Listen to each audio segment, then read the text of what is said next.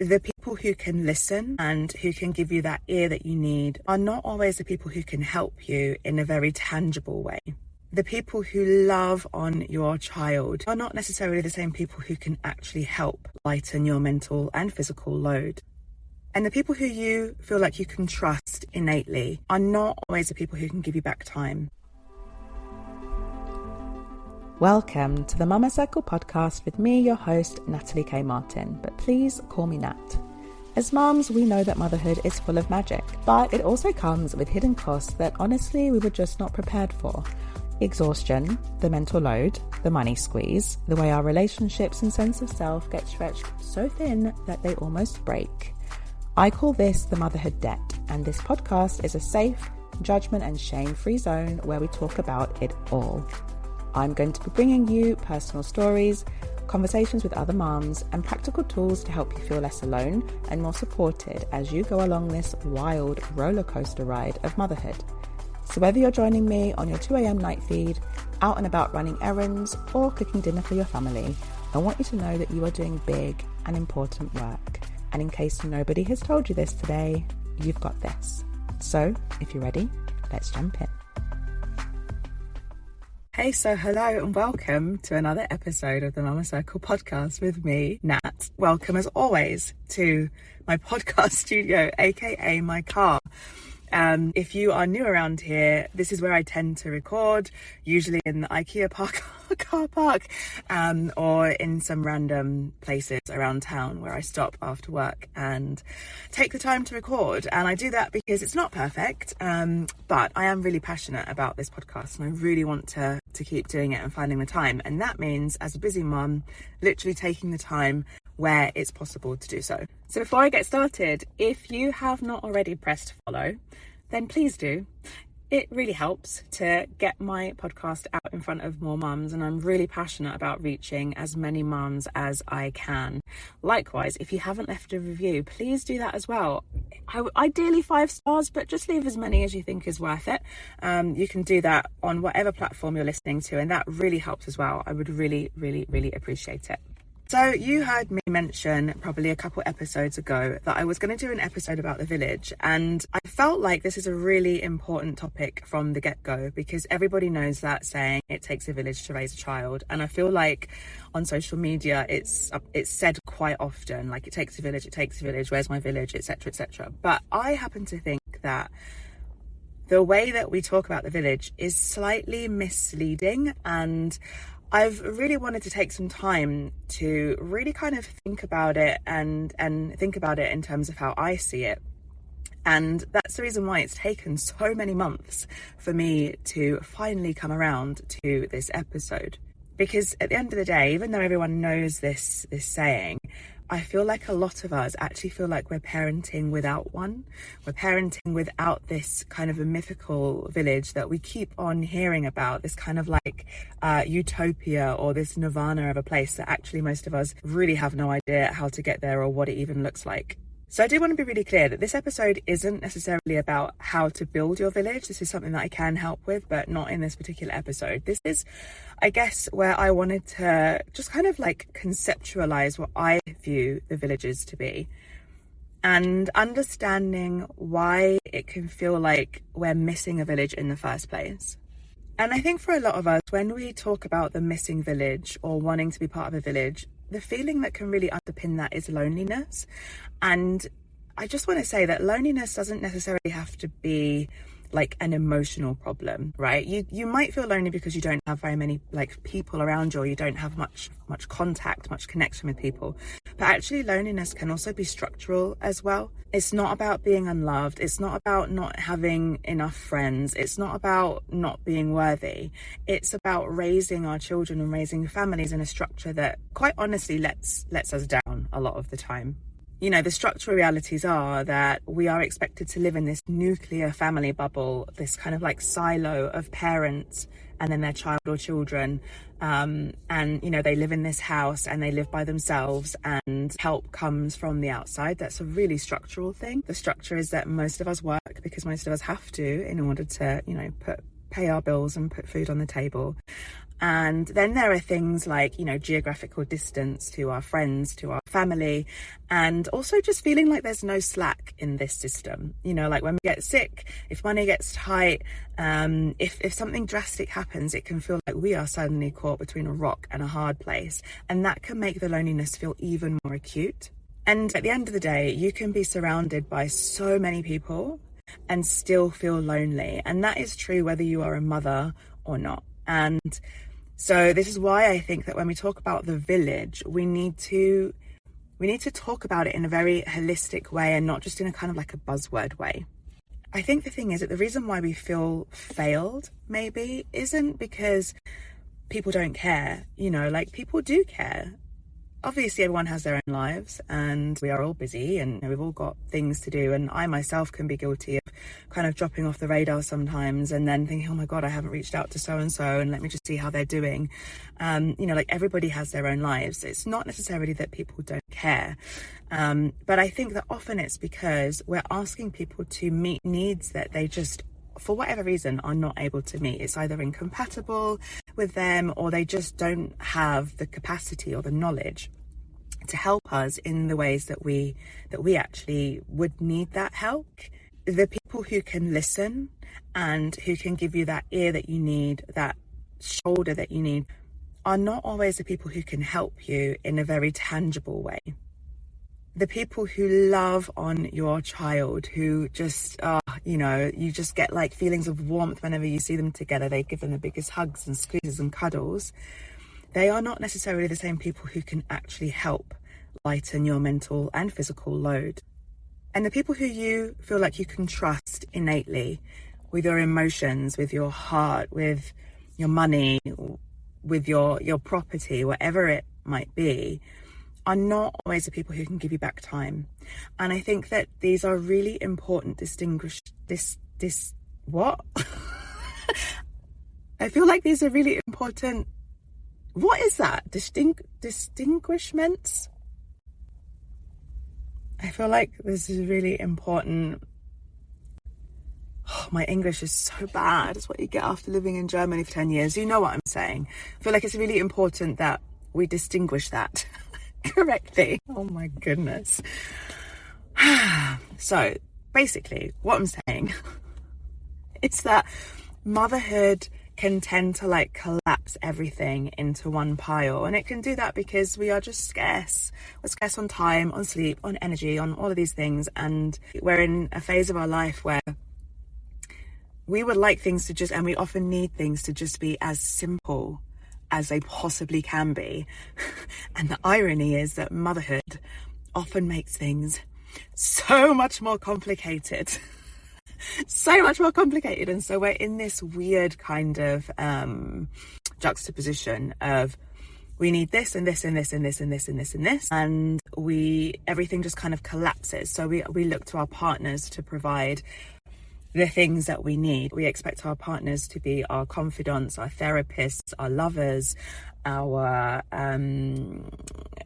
finance buddies, our cooks, our cleaners, all of these things wrapped into one, which is, pretty unrealistic. Or it might be that things land on that one friend or, whoever is in your support network. The thing that we have to remember is that the weight was never meant to be carried all in one place. That's regardless of whether you're a parent or not. Like, ideally, we would have the village or, the network, the community around us where things can be picked up by different people. Because it was never all supposed to be on one person's shoulders. That's just unhealthy, and it's also very unrealistic, and it can lead to a lot of dissatisfaction as well, which is something that, if you've ever felt dissatisfied or disappointed in anything, it's a really hard feeling to take. So I really want to introduce you to this concept that the village is not one village, and it was never meant to be a village of just like one kind. It's actually multiple villages that hold different kinds of support in different places. And I think the misunderstanding comes from the idea that we should get every one of our needs met in the same place, and that if we're not doing that, then we're not actually building a village. And I think it's maybe it's because the saying is, it literally says a village, and so our minds just kind of fix on a village, but actually it's not, it's more than one. And these different villages then help support the different facets of our life that we need support in as we're going along this motherhood journey. So the first village, the starter village, is really kind of like a foundation. It's where connection maybe starts to grow from. So this is going to be a really important village for people who might feel like they literally don't have anyone. You might have moved to a new area, you might have moved to a new country, you might be somewhere where you don't speak the language, maybe you live very far away from your family, maybe you're estranged from your family. There's a lot of reasons why someone might feel like they are really kind of on their own, or very much in their silo of like parent and or parents and children or child. So that's the starter village. Then you've got the service village, which is, I think, one that we maybe overlook, which is actually where we can hire in services, where we can bring in services. Now, obviously, some of that will rely on money. For some of you, that might be getting a nanny, but for others, that might just be like bringing in a service or looking at where you can complement your motherhood with a service. I think it's something that we tend to kind of overlook, especially if we're trying to do everything by ourselves.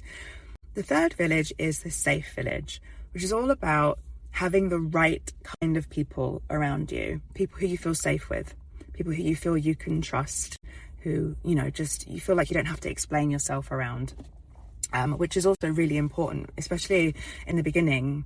The whole time, where you feel like you have no idea if what you're doing is right or not. And then there's a financial village. Like, I've spoken to this so much and I will never stop speaking about it. Like, money is such a big deal when we're raising kids, and for a lot of us that is a village that can feel sorely lacking. The support can feel really lacking. So the financial village is really important. And then there's the modern village, because we live in modern times, and so for some of us, our primary ways of connecting, of learning, might be through social media. It might be, that we live far away from family, or our best friend lives on the other side of the world and we keep in contact by WhatsApp. It might be that we join circles, workshops and things like that, so that we can feel more supported in our roles as mothers. So as you can see, like, it's not one village. It's not just saying, oh, I need a village around me. Like, what is it that you actually need? Because chances are it's probably not just one thing, and expecting to find all of those things in one place, in one person, even in one group of people, might just be so unrealistic and might feel really overwhelming that actually it can increase those feelings of loneliness, of low self-worth, of feeling like you're failing because you're not smashing motherhood in the way that someone else looks like they might be on social media. And it might be that you've got access to some of those things, but not to others. It might be that you've got access to none of those things. It might be that you are in a very privileged position of having access to all of them. My feeling is, though, that most of us are trying to get all 5 of those different needs met in 1 or 2 places, and that's where the discrepancy can come up. And I think when we start to think about things this way, when we start to actually really look at what is it that I need, where are the areas in my life where I feel like I could do with some more support, where I need more support, more connection, that can help us to feel less ashamed, less alone, to stop blaming ourselves for somehow not being good enough mothers. For example, the financial village. Maybe you're struggling, but the fact that you're struggling does not mean that you're a bad mom. It means that you really need to have a financial village around you. You need to have financial support. It's not a reflection on you as an individual, or on you as a mother, or on your capabilities as a mother. And also, just to reframe, like, wanting support is not weakness. Everybody needs support. Everybody. I don't know a single individual who doesn't need anybody in their life. And I certainly don't know a mum who doesn't need anybody in her life either. Like, my God, I can't think of anything worse, to be honest. And I think also by recognizing that we need support, it means that we can also do some pretty hard but unnecessary work of grieving. I think that often we think about grief as like, usually what happens when someone dies or when a relationship ends. But actually, we can grieve the fact that our motherhoods look different to how we thought they might. We might grieve the fact we thought that we would be like a natural mom and we'd have the family around, or we'd have the family around us, or, you know, there's so many things that we might have imagined our motherhoods to look like. And it's okay to grieve the fact that things are different than you thought they would be. And actually, I think it's a necessary thing to do as well, so that we're not carrying around like resentment. We're not letting resentment build because things are different to how we thought that they might be. And I think when you see something like this, or when you hear something like this, and you hear the different kinds of support that are needed in this life, it can help. I guess it can help just to kind of go from a place of like, I need to fix this, to just understanding why things feel hard. Because sometimes things can't be fixed, like, you know, or they can't be fixed from today to tomorrow. Like it takes a bit longer. And sometimes it's okay just to actually notice like, okay, like this is why this thing feels hard. It's because I'm in need of this. Okay, how can I start to orient myself or change things in my life so that I can get more of that? So I've put all of this into a simple map, if you like, of the 5 different villages, because clarity alone can be incredibly relieving and permission giving.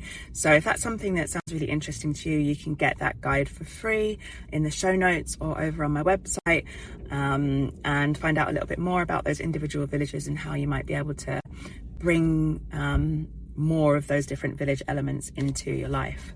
So I just want to reiterate that if you've kind of felt like the village, what, where, when, how do I get there? I don't know where this village is. Does it even exist? I'm a total city girl. I hear you, I feel you. You're so not alone. This is something that so many of us are experiencing, and hopefully by giving ourselves this kind of language and the permission to look at things in this way, we can help not just ourselves, but each other as well. So yeah, I'd love to hear what you think. I would love to hear what your village looks like, places where you feel like your village might be lacking, or your villages might be lacking, where you might feel like you need to start. You can get in touch with me always on email, info@nataliekmartin.com, or over on Instagram at natalie.kmartin. Thank you for being here with me in my car. I hope that you have a great rest of your day, and I'll see you back here for the next episode.